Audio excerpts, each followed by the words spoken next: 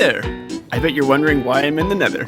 Well, that's because we've got a ton of stuff to do in the overworld today, and this episode is all about doing things wrong. Plus, you've got to admit, this is way more fun than sitting around in my hotel like I usually do. Today, we'll be giving one of our shops a serious upgrade, doing some landscaping around the hotel, and at some point, we'll head over to Easter Island to see how we did in the egg decorating competition. Needless to say, we'll be doing all those things in the wrong order. Let's kick off with a little confession. See, last episode I closed out by revealing that there were 7 Easter eggs hidden throughout the video. It was a fun game for viewers, but I also partly did it to get revenge on Edee, who I knew would be watching. You see, for months now, Edee's been hiding Easter eggs all over my base. If I played Minecraft the way we're supposed to, that wouldn't be a problem at all. But I don't do things the right way. That would be wrong. I do things the smart way. Let's take a look at what I mean. Thanks for the ride, Schneider. So what is this? The wiki will tell you this is an anvil, which is a tool for enchanting and renaming stuff. But these aren't anvils, these are rails. Do you see a grindstone anywhere around here? I don't. I just see the wheels of a locomotive. Surely this is a loom though, right? Nope. It's a window frame. Shulker boxes? Never heard of them. But check out these steel rivets around the boiler. Lever? More like a handrail support. Hoppers? Capped posts. Flower pot? Air vent. Campfires? Weathered planks. I mean, I don't even know where to start in here. Next you'll be telling me all the pneumatics and piping in the train suspension are nothing more than a few candles. So here's the question. Are any of these blocks being used the right way? Nope. But when you put them all together the smart way, they sure do look an awful lot like a steam train. Well, unless you're Edee, in which case you apparently see dozens of new Easter egg hiding spots. That was like when you were... Yeah, alright. Yeah, there's no chance I'm gonna find these. A whole bunch more on your base. And you numbered them 99? Yeah, I really don't remember what number we left off on. But there are more in your base. Oh, and we're using your railroad anvils to rename stuff. So the more broken anvils you find, there's more Easter eggs hidden around your base. Alright, well...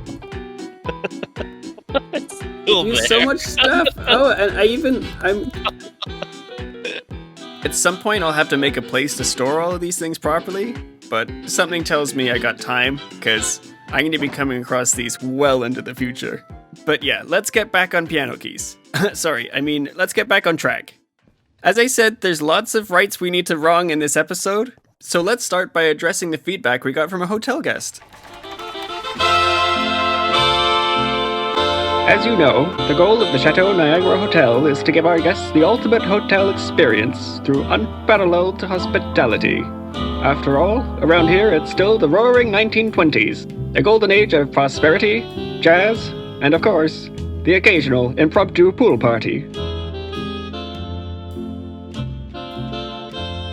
After a quick dip in the pool, a couple guests went for a walk around the nearby town. That's where one Meerkat, Sogaishin, or as I call him, Soga, admitted he wasn't a fan of the game's leaf colors in the windswept hills biome, but also wasn't a fan of the game's birch trees in general. Does the color of the vines change too, or is it... Yeah, it does. It's like with the grass stuff. Oh. Even the birch looks more ugly than it usually does. Sorry.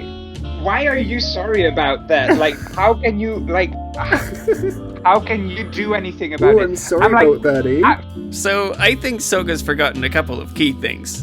One, we here at the Chateau Niagara Hotel will do anything to keep our guests happy. And two, he's forgotten that I live in Canada, a country full of maple leaves, and we got a lot of birch leaves as well.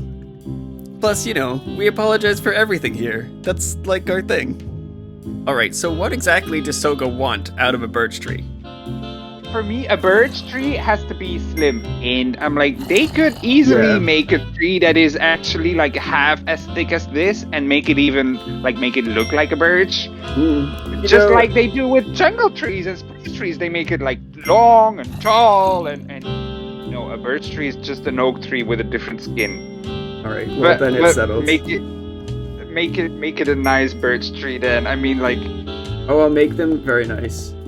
It has to look like a birch tree. Okay, well, I'll make them moderately nice. Okay, those things sound doable. And I think I know just the place to put it, too.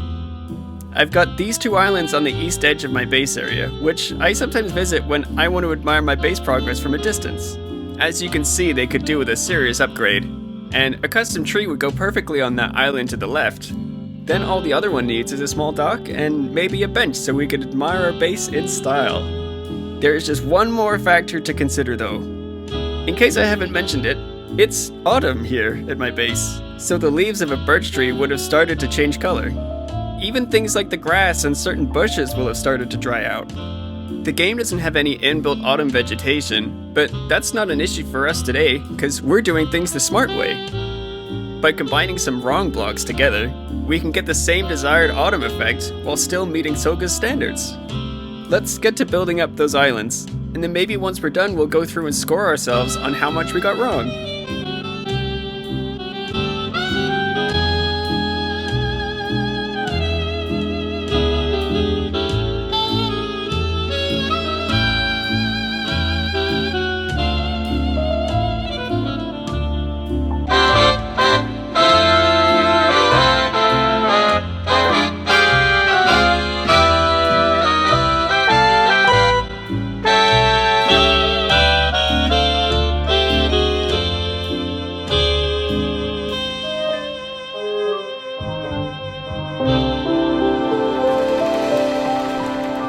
Et voila! Le boulot de Sogaishin. As you guys may have noticed during that time lapse, Soga actually came around to check out the progress while I was building. I think that means Soga's happy with the outcome. Alright, so let's see how we're doing against today's goal. Alright, so first things first, the yellow leaves. Since we don't really have any in this game, I ended up using a mix of yellow and orange glass, as well as a few honey blocks, which I think have worked out quite well.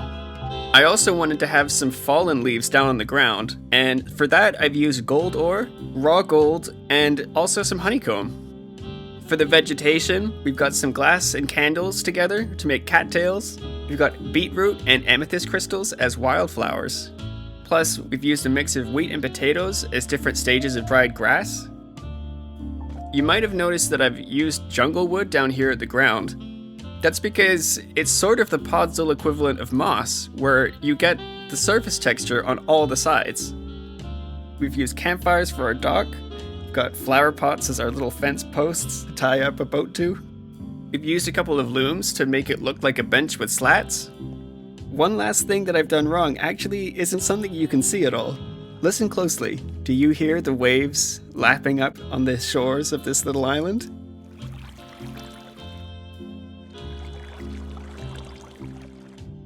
What I've done is I've actually hidden a water source under the bench, which is flowing in all sorts of directions, which gives that same effect. So there we have it. We'll probably end up making a lot more custom trees around this base as we continue to work on it. But for now, I've actually just learned that the results for the egg contest are in, so let's go see how we did. I don't actually know what the results are, so this should be interesting. Oh, awesome, the top prize is the real dragon egg.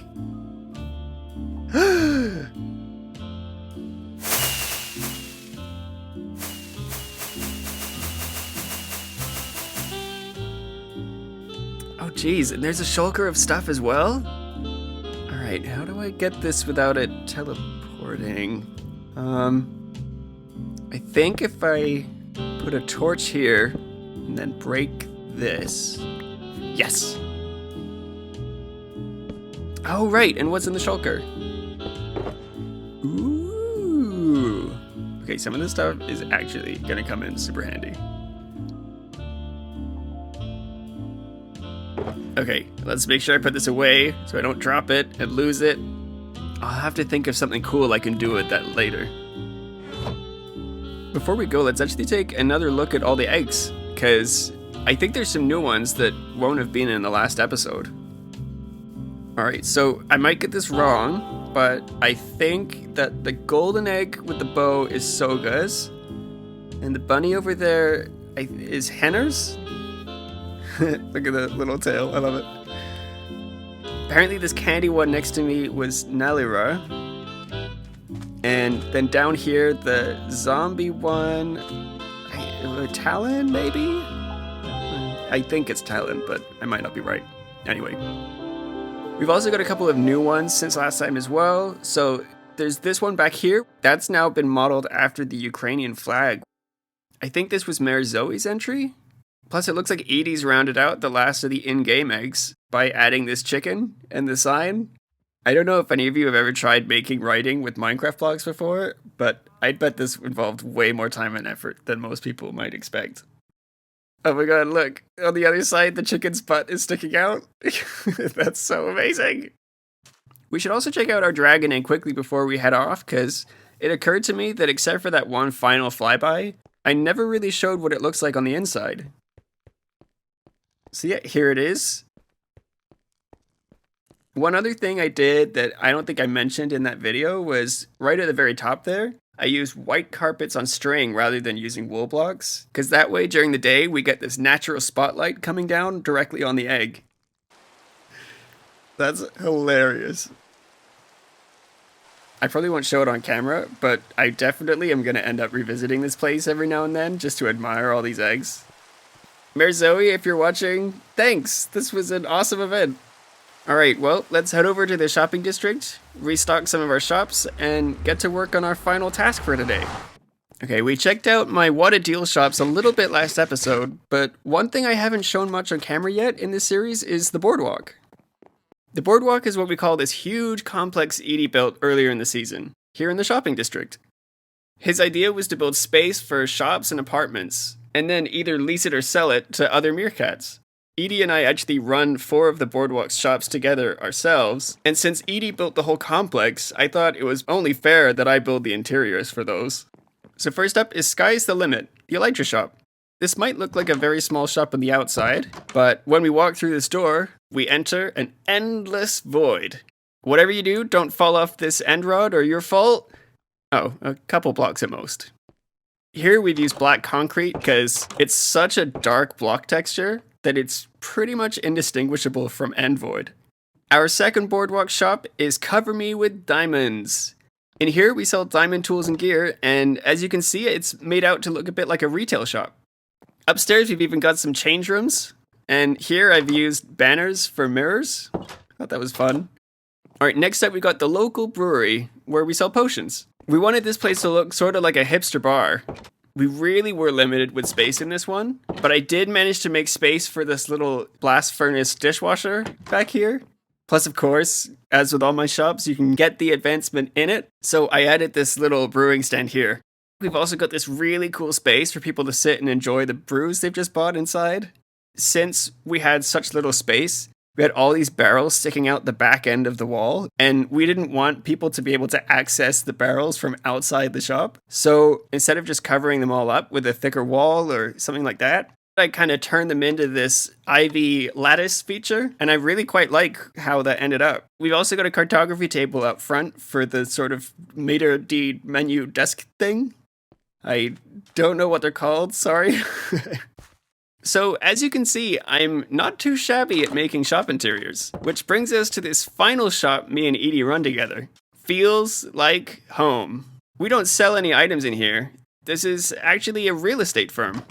This means we design and build shops for other Meerkats, particularly any that are a really big fan of making farms and earning diamonds, but not such a big fan of actually building and designing shops. Over here, Edee handles the real estate side of things, while I'm actually our resident architect, meaning for a negotiable fee, your shops can be as spiffy as the others we've just checked out. Knowing that, it may surprise you to learn that this place is by far my least successful shop. And I'm including the one where I give out free cats. I think I know why, too. Let me show you my office. It's not ugly or anything, but it's small. In fact, look, I don't even have enough space to F5 in here. But yeah, no one's gonna hire the guy sitting in a repurposed broom closet to take charge of their interiors. We need to have an office that really shows off what we can provide to people. So that's what we're gonna put together today.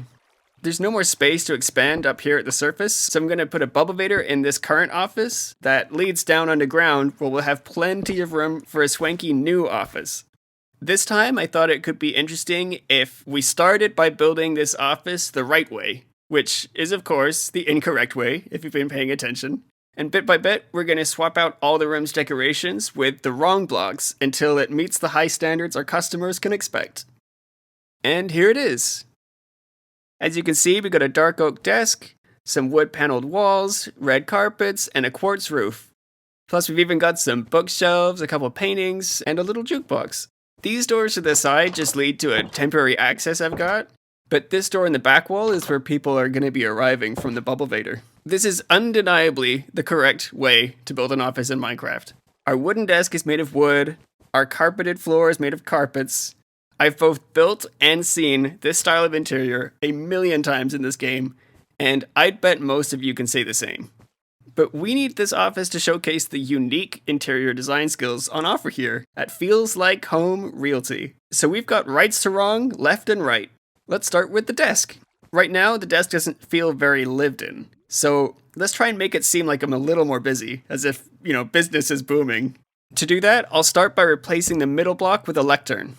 That adds some great shape and detail on the desk surface, but to make sure it still looks like a dark oak desk from the customer side, we're going to add some trapdoors here to cover that up. Then I'm going to replace this side block with a cartography table, because it's still got the exact same dark oak colors, but it sort of makes it look like I've been looking through some important papers and blueprints and things like that.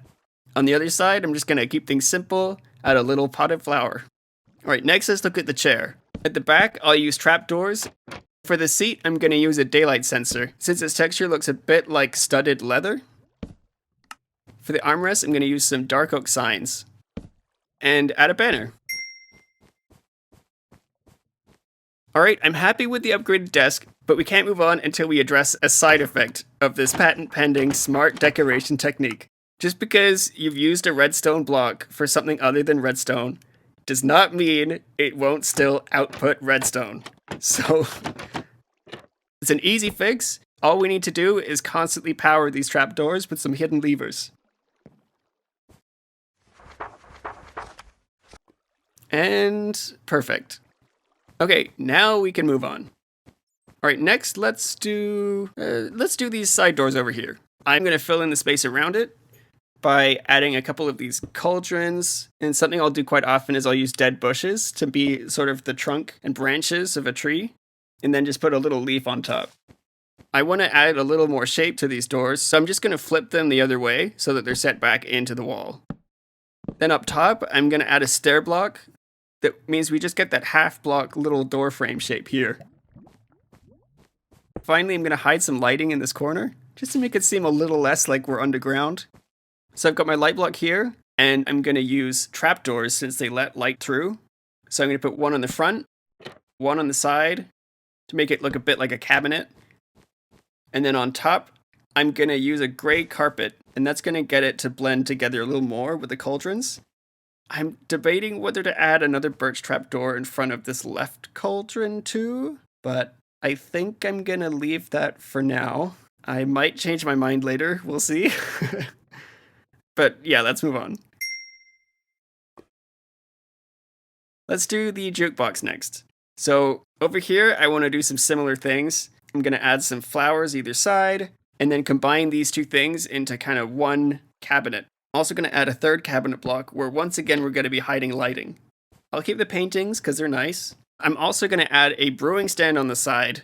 I don't know if that's going to be an espresso machine for late nights at the office or if that's just some nice drinks for when we've got a fancy client around, but I think that'll add some nice extra detail. And there we go. Okay, with those small changes, this place is already looking much better. Next up, let's see what we can do with the bookcases. And there. Alright, I've upgraded this one, and I've left the other as is so we can compare them a little easier. I've started by pushing the shelves back into the wall by 1 block. That allowed me to use these trapdoors to give the furniture unit a little more shape and continuity. I've also hidden some lighting under these bottom campfires. I've used campfires here as shelves instead of the trapdoors, which in this occasion is mainly just an aesthetic preference I had. But I wanted to quickly mention that this would be an ideal block to use if we were making shelves in a kitchen or greenhouse or something, because you can place raw meat and leafy kelp onto the campfires, even when they're not lit, so it looks like your shelf actually has things on it. I've also got a custom backing color now for the shelving unit that's different to the wall block. That makes it look like it's the back panel of the furniture rather than it being a backless piece of furniture and you're seeing the wall behind it. Down here, I replaced the oak planks with beehives, since it's the same colors, but the texture makes it look a lot more like a little cabinet. In the middle, I've used barrels in case I need some extra storage, but on the front, I've placed an item frame with a trapdoor in it to make it look a little bit more like cupboard door handles. Finally, on the top, I added some granite stairs and slabs. It makes it look like it's one big continuous piece of furniture instead of 3 separate sections. Alright, so now I think I'm just going to replicate this on the other side, and I'll see you in a second. And I think that's all the furniture finished. We're definitely not done yet though, because this place is still just a well-furnished plain spruce box. First, we're going to add a little bit of shape to the space. We can pull our client's focus toward our desk by framing it properly. Normally, I would just do that with a nice big window, but we're underground, so it's not like we can just knock out some blocks and reveal a pretty blue sky behind, right? Wrong! The block texture of compressed ice uses the exact same colors as the Minecraft sky. We've set it back a little behind a white glass window to brighten it up, and we've also added end rods as window frames, which double, once again, as lighting sources. And yes, in case I haven't said it yet, most of interior decorating is just hiding lighting wherever you can. To give the window more of an interesting shape, I framed it with these spruce trapdoors. I also decided to make use of the cauldron's indented base, just to add a little notch in the middle there, since interior arches like this often have one of those little keystone crown things at the top. Once again, I've used beehives for the counter along here, and added some small plants to either side. Plus, I've made this quartz pillar lamp. It literally just hit me that this lamp is probably the only piece of furniture in this whole room that is not an actual light source. But yeah, that's looking much better. Alright, now we framed our desk nicely using shapes. What I'm going to do is add to that by framing it using textures as well. I'm going to do that by using a more detailed block anywhere we need a structural support. For example, either side of this arch. And I'm going to have a less detailed block for the majority of the wall. That's just to make sure that this spruce plank texture isn't going to be distracting from the nice detailed furniture. So let's do that, and we'll see how that changes the feel of this place. Much better. Alright, so as you can see, I went for composters as our pillar block, since it actually has this really nice reddy brown chestnut color. It's the kind of color you often find in a lot of traditional offices. I used brown concrete for the rest since it was the closest color block to what I was going for that didn't have a complicated texture. I've also put a couple of tripwire hooks on either side. I don't know if they're meant to be coat hooks or wall-mounted lights, or maybe even hooks for a window curtain or something, but I just had a gut instinct that trip hooks would go well there, and they did, and I'm not questioning it. Oh, and I did end up adding that extra trapdoor over there. Alright, well, we're nearly done. There's one final ingredient we've got to add, though. And this is something that I think a lot of people overlook. Have you ever made a Minecraft interior, looked around, and thought, all the ingredients are here, but it still feels like something's missing? If so, you probably won't ever solve it by looking around, because you should be looking up. If you take any lesson from this video, it should be that the key to a great interior is a great ceiling. No one's ever going to notice it, but that just means it's doing its job. So we're going to keep our bright quartz ceiling, but we're going to fill it to the brim with shape and detail. If you guys want me to do a video on how and when to use all the different types of ceilings in your builds, let me know in the comments, but for now, start paying particular attention to the ceilings wherever you go. Whether it's a kitchen, or a doctor's office, or a train station, you name it. Just take a look up and try and work out what makes each one unique, and also what they all have in common. Anyway, back to our build. As you can see here, I'm using things like looms, lecterns, and daylight sensors, just for all of their unique textures and shapes. I'm also using loads of setbacks and changes in depth. And finished. Alright, that's much better. Once again, I've used this as an opportunity to add more lighting. The only things I want to point out on the chandelier, though, are that firstly, and fair warning, some of you may be triggered by this, I left the gate on the back closed. That's because clients are only ever going to see this from the front, and by keeping that gate closed, it looks like it's added a little bit more structure to the top from that angle. The other thing I want to mention is that I've used a brewing stand as a support structure. I do this all the time for chandeliers. In this instance, I've just used it for its shape, because it really does look like a little support for hanging arms off of a chain. But if I'm ever making a chandelier out of lanterns or torches or any of those flame blocks, it's perfect, because it also matches those colors. Alright, well, looking at our score, I think it's safe to say we can be proud of all the things we've done wrong today. Our clients are certainly going to be impressed on the way in, but before we can call this place fully finished, I think we should probably address the view on the way out, because we may have overlooked it a bit. I'm not going to talk too much about my thought process for this last wall, because we've kind of already discussed all the things I'm going to be using. We're going to add some flowers, we're going to add a hit of sky blue, we're going to frame everything nicely, and finally we're going to give the ceiling a little more shape. I'm also going to set it back a little, probably more than you were expecting, but bear with me because I think it's all going to come together really nicely.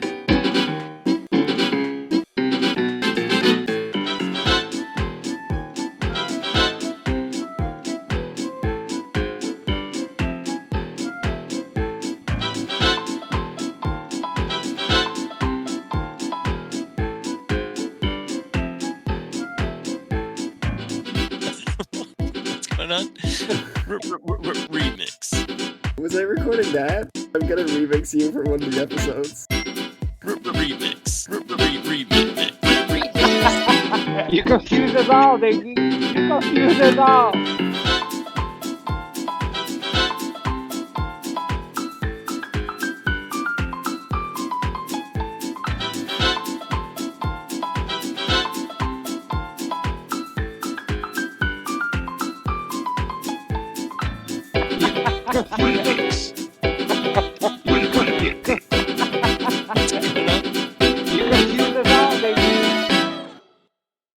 Now, as we ride Schneider over to my new desk, I want to be clear about the intention of today's episode.